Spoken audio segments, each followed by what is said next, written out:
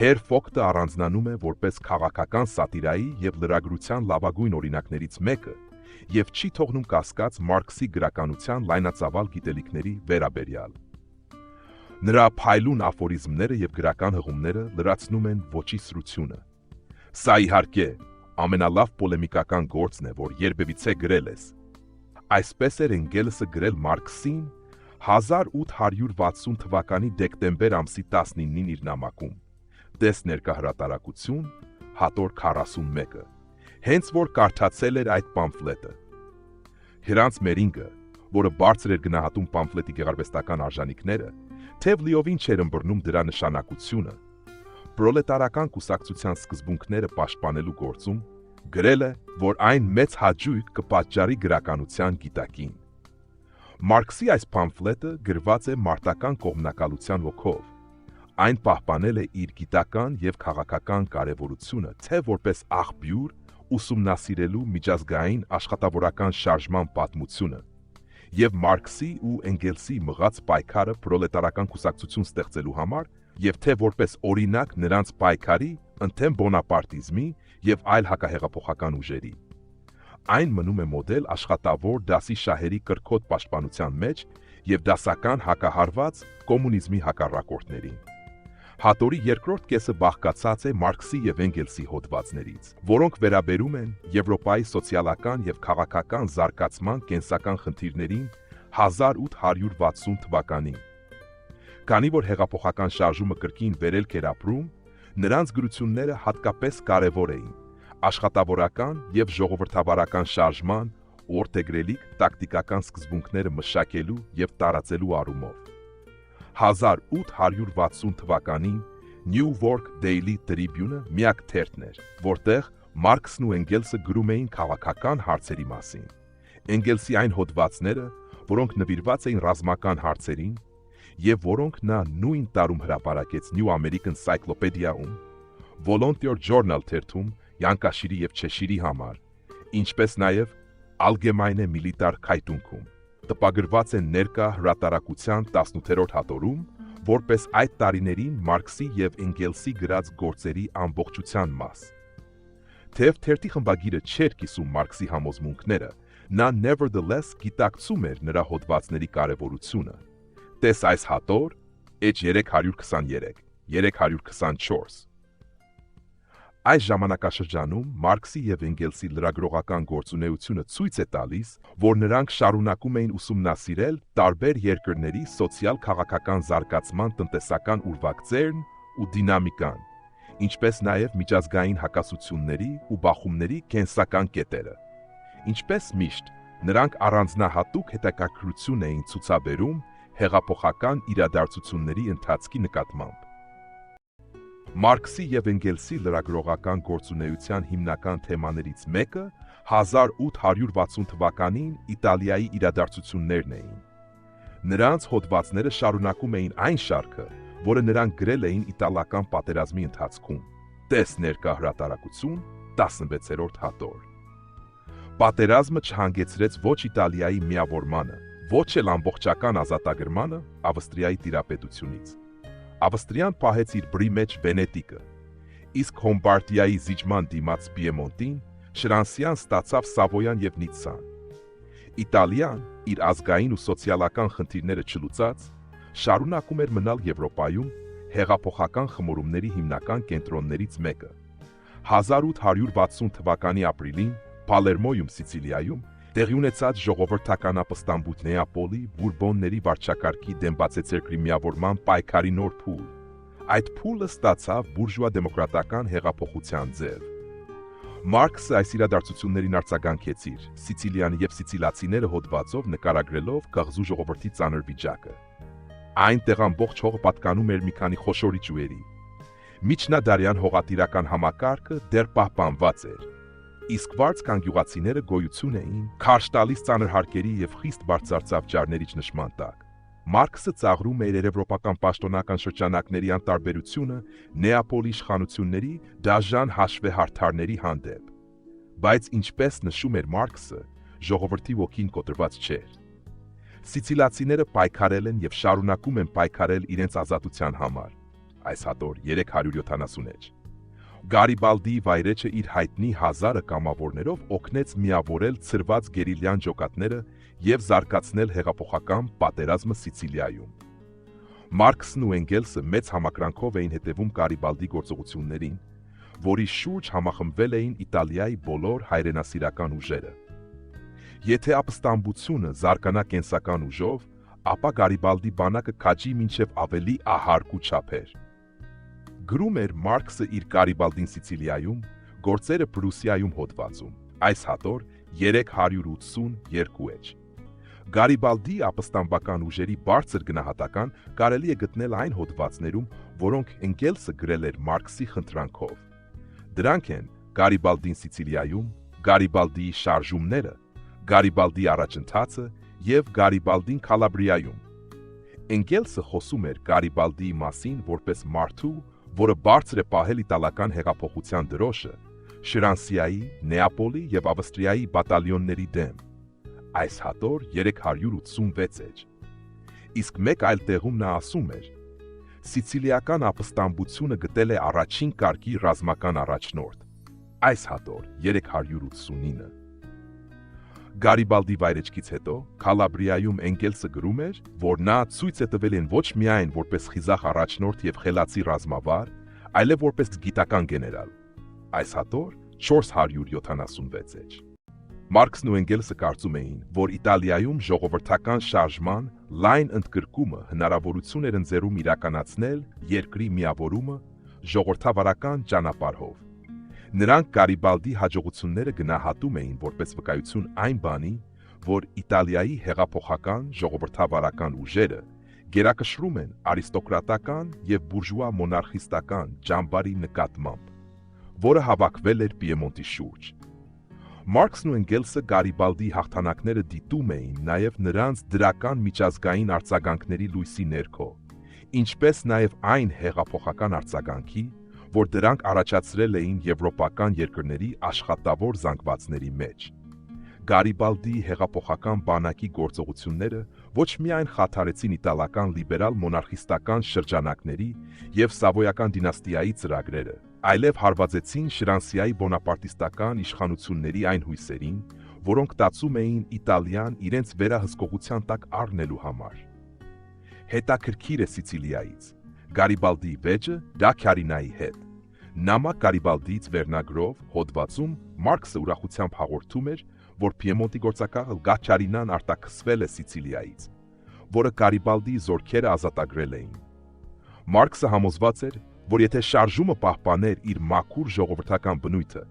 իսկ Գարիբալդին թույլ չտար Պիեմոնտի իշխող շրջանակներին միջամտել, ապա դա կարող էր հանգեցնել նրան, որ Իտալիան ազատագրվի ոչ միայն իր հին բռնակալներից ու բաժանումներից, այլև նոր ֆրանսիական հովանավորությունից։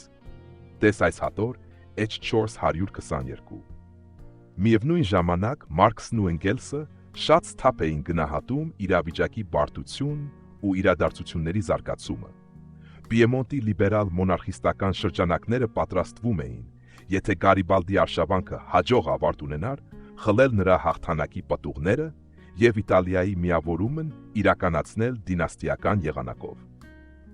Չնայած Մարքսի եւ Էնգելսի հույսերին, հենց այդպես էլ եղավ։ Ստեղծվեց իտալական թագավորություն, որի գլուխ անցավ Պիեմոնտի թագավոր Վիկտոր Էմանուել II-ը։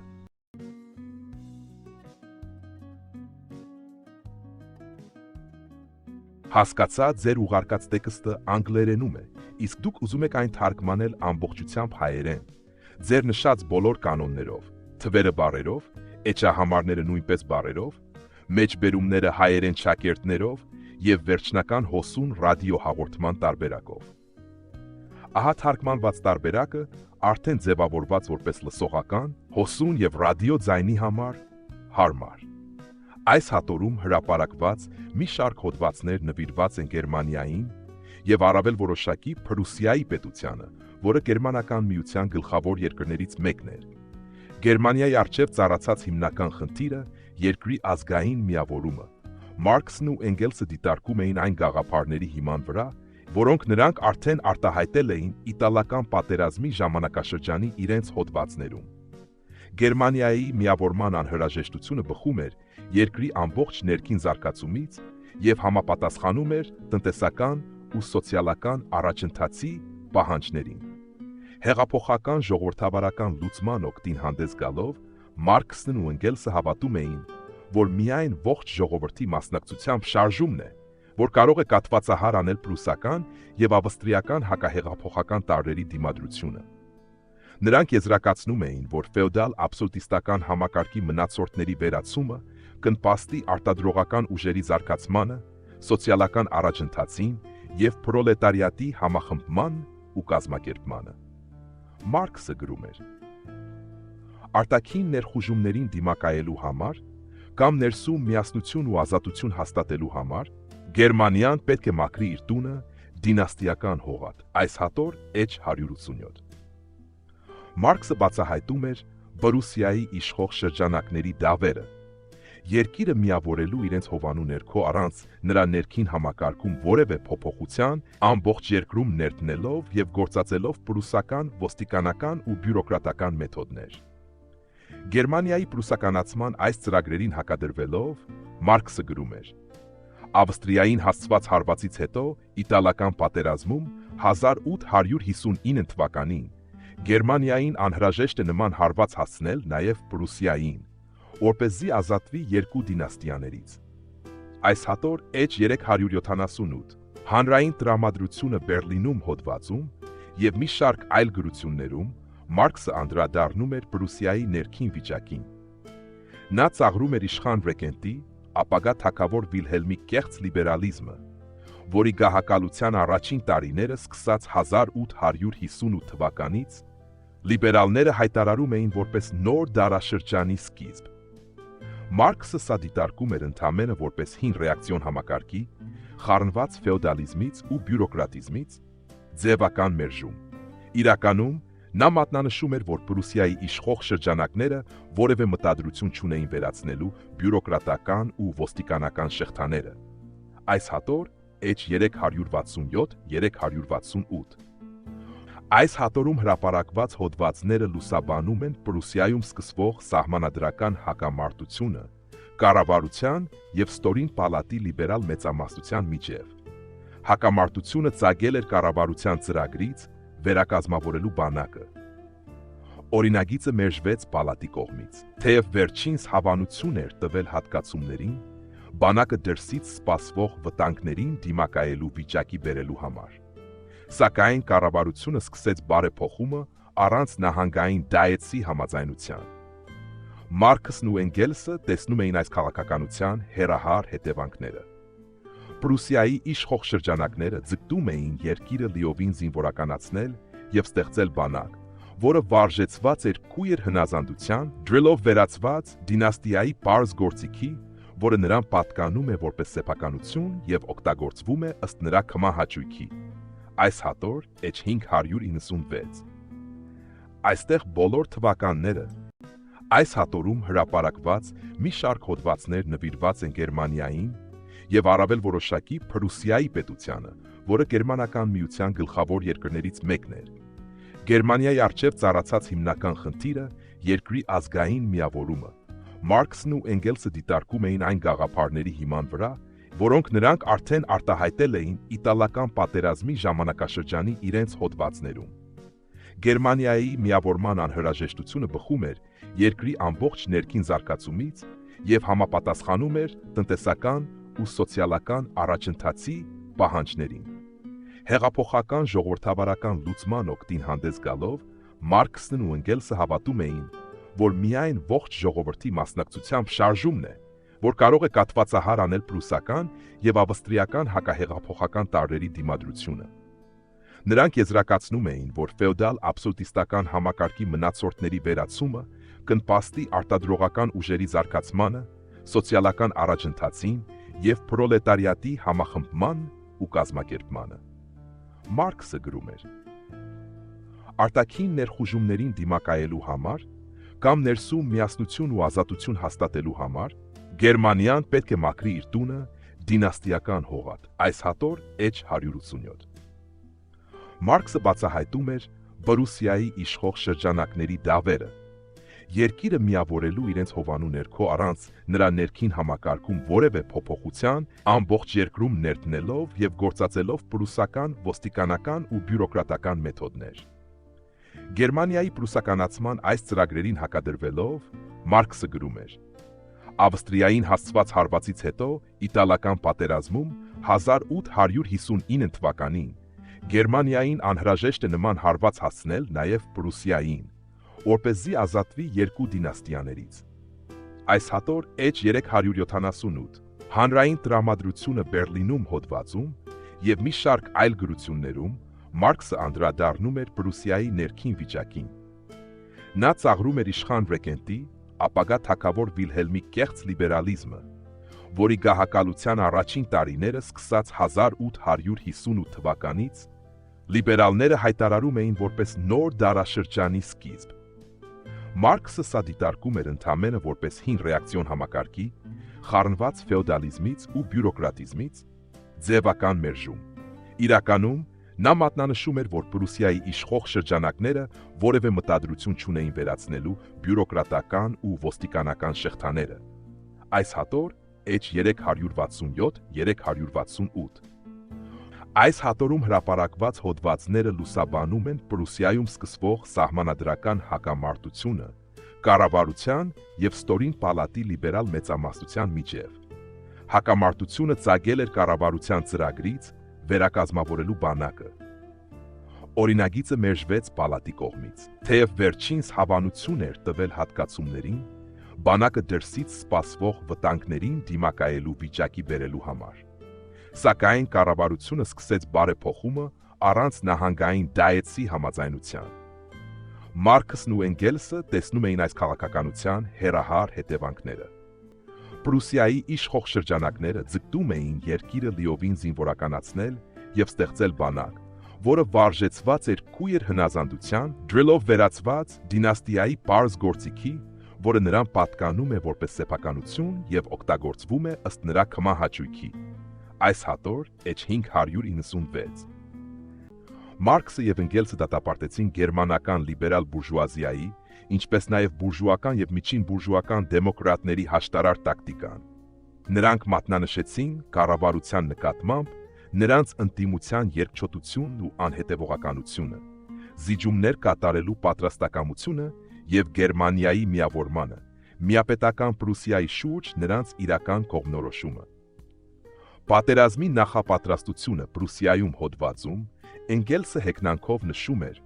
որ այս ժողովրդի կեղծ ներկայացուցիչների միակ պատասխանը պրովինցիալ լանդտագի թույլտվությունից առանց կառավարության կողմից սկսված ռազմական ռեֆորմին կլինի որոշակի ցածր մռմռոց, որին կխառնվեն դինաստիայի հանդեպ հավատարմության բուռն հավաստիացումներ եւ կաբինետի նկատմամբ անսահմանափակ վստահություն։ Տես այս հատորը H500-ն։ Այս հատորում ներառված հոդվածներից մի քարացնում են Հերվոգտում ներկայացված երկրորդ կայսրության պատկերը, կենտրոնանալով բոնապարտիստական վարչակարգի հակահեղափոխական էության, Հիրանսիայի ներքին իրավիճակի եւ նրա կառավարիչների արկածախնդիր արտաքին քաղաքականության շարժառիթների վրա։ Դեպքերը Հիրանսիայում, դեպքերը Սիրիայում, բրիտանական խորհրդարանի նստաշրջանը, բրիտանական առևտրի վիճակը եւ այլ հոդվածներում Մարքսը ցույց տվեց, որ արտաքին առևտրի աճի եւ երկաթուղիների տարածման հետևում երևում էին երկրորդ կայսրության արագ տնտեսական փլուզման նշանները, պետական պարտքի 50% աճը, ֆինանսական սնանկության սպառնալիքը, գյուղատնտեսության անկումը եւ գյուղացիության սնանկացումը։ Ինքը կայսրությունը, գրում էր նա, մեծ բեռ է, որի ծանրությունն աճում է ավելի մեծ հարաբերակցությամբ, քան ֆրանսիական ազգի արտադրողական ուժերը։ Տես այս հատորը H333 Բոնապարտիստական վարչակարգի անկայունությունը ավելի ու ավելի էր ակնհայտ դառնում, եւ Գալիայի ապստամբական օգին կրկին բորբոքվում է իր մոխիրներից։ Երկրորդ կայսրության կառավարիչները, ինչպես միշտ, ճգնաժամից ելքի ուղին տեսնում էին արտաքին քաղաքական արկածախնդրության մեջ։ Սա էլ հենց հանգեցրեց ինչ որ թարմ եւ հուզմունքով լի խաչակրած արշավանքի ծրագրին, նորից իր կայսրությունը ետեի պատերազմային հալյուցինացիաների մեջ ընկղմելու համար։ Սա էր Նապոլեոն III գաղութային արշավախմբի նպատակը դեպի Սիրիա։ Տես այս հատորը H430-431։ Մարքսը բացահայտեց բոնապարտյան շրջանակների անեքսիոնիստական ծրագրերը, որոնք վերաբերում էին Խենոսի ձախափին, ինչպես նաև նրանց դեմագոգիական խոստումները, օգնելու հյուսիսգերմանական պետությունների միավորմանը Պրուսիայի շուրջը։ Դրա դիմաց Ռեյնլանդը Ֆրանսիային զիջելու պայմանով, տես Նապոլեոնի գալիք պատերազմի նախապատրաստությունները Խենոսի վրա, կայսեր Նապոլեոնը և Պրուսիան, հետաքրքիր Պրուսիայից և այլն։ Տնտեսական խնդիրները, ինչպես նաև Բրիտանիայի, Ավստրիայի և Ռուսաստանի ներքին զարգացումը և իրավիճակը գաղութային աշխարհում, այս հատորում ընդգրկված լրագրողական գործերի թեմաներից են, և այդ հարցերով արտահայտված գաղափարները զարգացված են դրանցից շատերում։ Իր հոդվածներից մի քանիսում Մարքսը վերլուծել է բրիտանական տնտեսության վիճակը և այդ ֆոնին քննության առել բուրժուական աշխարհի ընդհանուր տնտեսական վիճակը։ Բրիտանական առևտուր խորագրով 2 ակնարկներում Մարքսը նշել է, որ կապիտալիստական տնտեսության առանձնահատկություններից մեկ աշխարհի հեռավորշրջաններին, ներգրավվածություններ, համաշխարհային առևտրում և աշխարհում ընթացող տնտեսագործընթացների փոխկապակցվածությունը։ Այս խնդիրներին Մարքսը անդրադառնում է նաև 1860 թվականի անգլո-ֆրանսիական առևտրային համաձայնագրի մասին իր հոդվածներում։ Բրիտանական արտադրական արդյունաբերության վիճակը վերնագրով ակնարկներում Մարքսը օգտագործելով պաշտոնական տվյալներ, գործարանային տեսուչների հաշվետվությունները, վերլուծել է արդյունաբերական համակարգի մեխանիզմը և բանվոր դասակարգի շահագործման տարբեր ձևերը։ Մասնավորապես, նա նշել է, որ բրիտանական գործարաններում մանկական աշխատանքը լայնորեն օգտագործվում էր, թեև Բրիտանիան այդ ժամանակ զարգացած արդյունաբերական երկիր էր։ Մանկական աշխատանքի օգտագործումը սահմանափակող ընդունված օրենքներին հակառակ վերականգնվել էր այսպես կոչված աշակերտության համակարգը։ Արտադրողների և խնամակալական խորհուրդների միջև համաձայնագրեր էին կնքվում անապահով երեխաներին, ովքեր այլ ապրելամիջոցներ չունեին, աշխատանքի տեղավորելու վերաբերյալ։ Որոշ արդյունաբերություններում, օրինակ բամբակեգործվածքների տպագրության, ներկման և սպիտակեցման գործարաններում, Մարքսը նշել է, որ կանանց և փոքրահասակ երեխաների աշխատանքային օրն իրականում անսահմանափակ էր, և նրանք աշխատում էին օրական 14-14-5 ժամ, մինչդեռ նրանց իրական աշխատավարձը նվազման միտում ուներ։ Արդյունաբերական վթարների մակարդակը ցնցող էր, և անվտանգության կանոնները ոչ բոլոր գործարաններում էին կիրառվում։ Տես այս հատորի 529-528 էջերը։ Մարքսը և Էնգելսը այդ ժամանակ ավելի ու ավելի շատ ուշադրություն էին դարձնում Ռուսաստանի իրավիճակին։ Նրանք հսկայական նշանակություն էին տալիս Ռուսաստանի գյուղացիական շարժմանը ջորտատիրության վերացման համար, և այդ շարժումը դիտում էին որպես եվրոպական հեղափոխության զանգվածային պաշար։ Տես Մարքսի նամակը Էնգելսին 1860 թվականի հունվարի 11-ը, ներկա հրատարակություն, հատոր 413։ Ռուսաստանը օգտագործում է Ավստրիան։ Վարշավայի հանդիպումը հոդվածում Մարքսը խորանում է ռուսական հասարակության տարբեր դասերի դիրքորոշման մեջ, ջորտատիրության վերացման նախօրեին և ընդգծում է ցարական կառավարության և ազնվականության միջև գործարքի հավանականությունը, հօգուտ խոշոր հողատերերի և գյուղացիության լայն զանգվածների հաշվին։ Նա գրում էր, որ գալիք ուժերի միջև համաձայնություն է ձեռք բերվել հօգուտ ճնշված դասի։ Այս հատոր H486։ Վերոնշյալ Մարքսի հոդվածում Էնգելսի Ավստրիայի հիվանդ մարդը, Ավստրիան, հեղափոխության առաջընթացը և այլ հոդվածներում ուսումնասիրվում է ավստրիական կայսրության քայքայման գործընթացը, որը պատրված էր ներքին հակասություններով և նրա սահմաններում ապրող ժողովուրդների ազգային ազատագրական պայքարի սրմամբ։ Մարքսը ավստրիական կայսրության վերջնական փլուզումը կապում էր գերմանական հեղափոխության հետ, որը նրա կարծիքով կունենա իր կենտրոններից մեկը Վիեննայում, մյուսը Բերլինում։ Այս հատոր H487։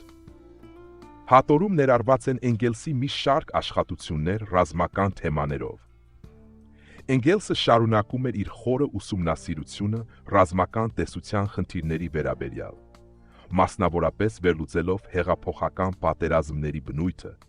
ռազմական տեխնիկայի առաջընթացի ազդեցությունը, մարտավարության և պատերազմի մեթոդների վրա և ուսումնասիրելով տարբեր զենքերի ստեղծման ու կատարելագործման պատմությունը։ Իտալական իրադարձությունների մասին իր հոդվածներում Էնգելսը ռազմական տեսանկյունից վերլուծել է Գարիբալդի կամավորների արշավանքները Սիցիլիայում և Քալաբրիայում։ Վայրակալ զենիթային հրանոթների մասին հոդվածաշարում Էնգելսը քննարկել է հրետանու զարգացումը, նրա զինվորական ռեֆորմը Գերմանիայում, բրիտանական պաշտպանությունը և կարող էին ֆրանսիացիները թալանել Հոնթոնը հոդվածները անդրադառնում են ռազմական խնդիրներին, կապված միջազգային հարաբերությունների և սրվող ռազմական հակամարտությունների հետ։ Բրիտանական կամավորական ուժերը հոդվածում քննարկվում է կամավորական զորքերի դասակարգային կազմը։